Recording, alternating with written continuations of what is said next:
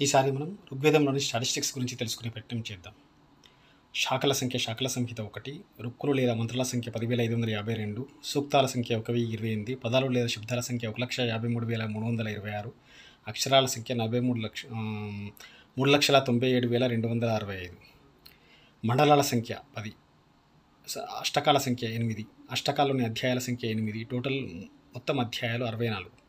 వీటిని మండలాల వారీగా చూస్తే సూక్తాల సంఖ్య 1017 మరియు 11 కలిపి 1028, రుక్కుల సంఖ్య 10,472 మరియు వాలకిల్య సూక్తాలలోని 80 కలిపి 10,552.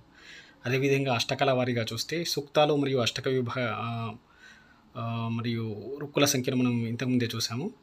అష్టక విభాగ వర్గాలను చూస్తే 2006 మరియు వాలకిల్య సూక్తాలలోని వర్గాల సంఖ్య 18 కలిపి 2024.